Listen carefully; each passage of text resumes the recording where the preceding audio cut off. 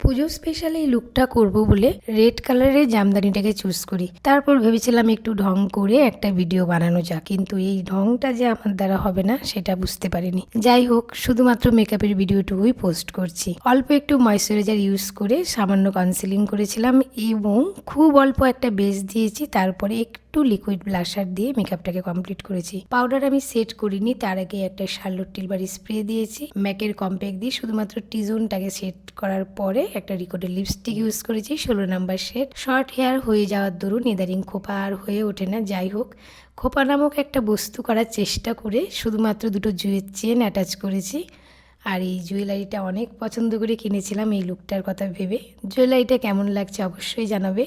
অনেকে কমেন্ট করেছো যে আমি যদি একটা টিপ আর সিঁদুরটা একটু বেশি পরতাম আরও বেশি ভালো লাগতো।